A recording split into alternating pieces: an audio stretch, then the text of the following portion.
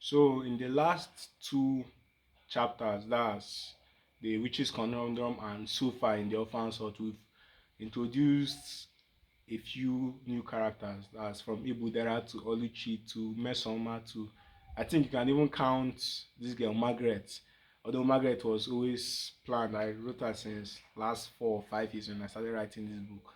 That's Eddie, the whole Transfiguration Squad, that's Bombardier, Nkem Jika. We've introduced many characters, right? So let's talk about them.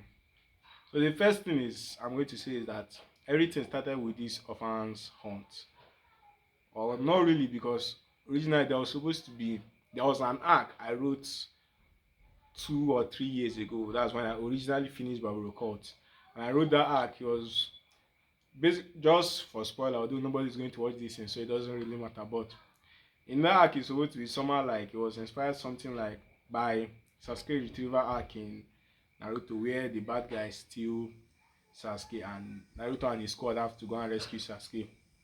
Get so the way I wrote that arc, it wasn't because there in this book, the way I wrote it originally, there are not many main characters. There are not many characters because I'm not someone who can.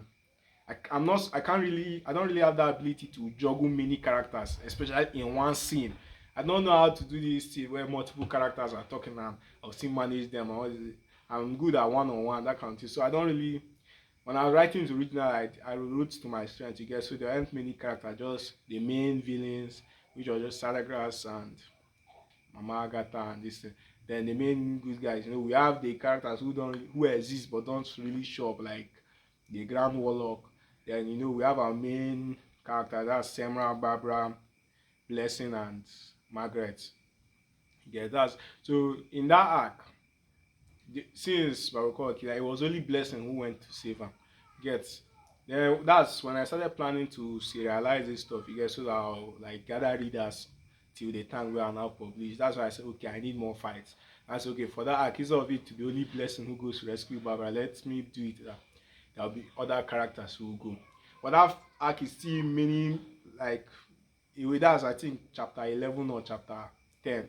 So it's still very far. You get before I get to that one, I had to first do this orphan hunt. And this orphan hunt was meant to be like this. It is very ambitious arc you get because it's actually inspired by Jujutsu Kaisen's Shibuya Incident arc. And if you know Shibuya Incident arc, there were many characters in the arc and many villains, and many characters and villains died. Yeah, but the thing about Shibuya Incident is that it was like the whole of the first 100 or so chapters of Jujutsu Kaisen was used to build up to it. You get that's why we already had many developed villains and many developed characters who, when they now died in this arc, it was not very satisfying and very emotional. You get so I'm not aiming to create an arc that is inspired by Shibuya incidents. And obviously, if you know the kind of person I am, I want my arc to be just as good or even better. I'm aiming for it to be better than that arc you get. And yet, which means I need many characters you get.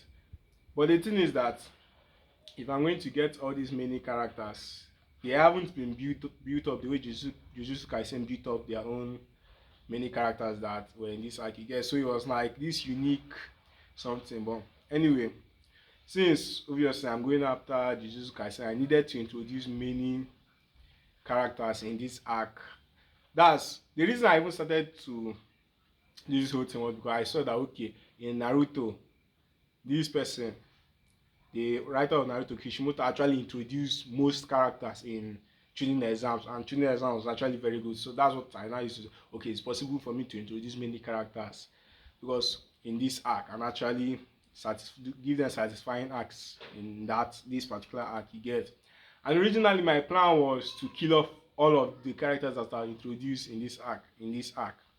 But when I started thinking about it, I thought that okay, they will be important for that rescue arc that is coming later on, and maybe some of them will be important to interact with our other characters, that kind of thing going forward. So, and maybe I'll kill half of them, but you guys can decide which of the halves I'll kill. So let's go through the characters I've introduced so far and just talk about how or why I brought some of them. Like, I think the first one I will talk about is Oluchi. And the thing about Oluchi is I did not actually Like I planned most of these other characters. I actually planned them complete. I planned for them. Once I started thinking of the Orphan Hunt, I actually planned for them. You get. But it was actually when I was now writing the Orphan Hunt. You get. You know that part where they finish training and they are supposed to go to school. For some reason in my head, I just say, let me. I got the idea. Okay, let me set up this and see, guys, a warlock who came to so that he has to guard them, so that because so thing, a bounty has been placed on Barbara's head and all that. You get. Then for some reason, I wrote it, and for some reason I just say, why don't I? It would be interesting if Blessing has beef with this warlock that came. Let's say, okay, if Blessing is a girl, a 16-year-old girl, it's not going to make sense if the person she has beef with is a man. It's going to be somehow. So okay, it's going to be a lady who will come. You get. From that lady come, and I started thinking about it, thinking about it. Then I started, like, if you say, you as an author, if you're writing, okay, she's going to have beef with someone, even if the readers won't know the beef, you have to think about the beef complete. Go like deep, from 10 years, 12 years deep into, okay, what's the reason for them having this beef, you get. So my story for her was, she was supposed to have beef with Blessing because in a way she's jealous of Blessing, and all this kind of thing. And maybe they had a rivalry that have been around since maybe when Blessing was small, and when Blessing first came into the school, because maybe she would be like the best student. Then Blessing came with all her talent and all her innate abilities, and Blessing made everybody realize that compared to Blessing, she's supposed to be like ordinary, you get. And that's why she started hating Blessing. Then later on, and I decided to add, like, just to spice things up. Now, since Blessing killed the hooded man in the previous arc, that's the previous chapter, and I said, okay, what if she's actually that hooded man's sister? You get. So it's somehow like an additional layer of, you killed my brother, that kind of thing. So that's why I brought that issue. So with Blessings rival. And when I started thinking about it, it started making sense. I started to, okay, she's jealous of Blessing, and like I started thinking of Blessing's arc. It made, like, introducing the character made me think more of Blessing and her arc, and you get both her arc that I like alluded to in the previous chapter, where to find them. Yeah, so it made me, like, in this arc, because of this character, we're going to flesh out Blessing more. We still flesh out the Wooden Man, because it's just like me now. The Wooden Man is inspired by Zabuza. One of my favorite villains in Naruto is actually Zabuza. Yet, and like, I understood why he died, and I knew he was supposed to die. You get, but there are still some characters that, while you're happy with the way they die, like his death was awesome, but it's still like, since you like them so much, you wish that they had more screen time. You get. So that's what I wanted for the Hooded Man, since he inspired me of Zabuza. So I said, okay, I'm going to use through this girl to flesh him out. You get. So that's the thing with Oluchi. Then for Ibudera own is, I don't know, when I think is I was planning further and further into the book, like book 3, you get, where the Grand Warlock will become more prominent as a character, as one of the major characters. Okay, I know, just like the Grand Warlock, I decided that, okay, he's supposed to have like his majors, like right hand men or something. So I decided that, okay, it's going to be good if I start introducing some of the right hand men now. That's when I now say, okay, this Ibudera is going to be one of the Grand Warlock's right hand men that time, you get. So when I now introduced him, I now started thinking of, okay, what's his story? This kind of thing. That's why I now said, okay. Because I think this one, I've forgotten where exactly I got this idea from. Because so you would have read it now, where his backstory is that he was. Okay, yes, I think I got the idea from Stranger Things season 4 or something, where, like, in this flashback of 11 with Dr. Brenner in this thing, in that this way they are training kids, you get.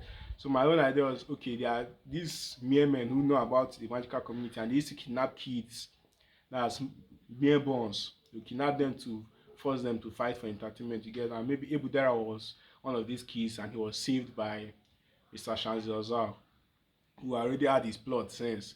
He's going to be one of the major characters later on. Yeah, so that's why I said, okay, this is going to be his character arc and all that. And I decided to pair him up with Blessing. I don't think I've showed it yet, but like maybe him and Blessing will be in love and all this kind of thing. Like, originally he was supposed to be like my own Levi, you get, like the strongest warlock, that kind of thing. So the more I thought about it, the more I got his character. I said, okay, I'm going to use his character to flesh out, like, to improve the world building, you get, both this side, like the mere man side, Shanzi Hoza, this whole pits children who maybe the magical community were not able to find these children. So the children they were not kidnapped by this other group of mere men. You get, and also like a whole secret. This of the like obviously there is no way a magical community is going to exist that normal people would know, mere men would know. So there's this whole this and planning where like the sectors they are that's the mere men government they are like gathering all these kind of kids, these mere bonds, and they are training them in magic so that they can use them to attack the magical community. You get.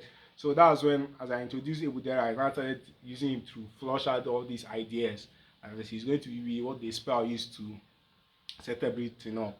So that's his own this thing. Then for this girl, what's her name? Mesoma.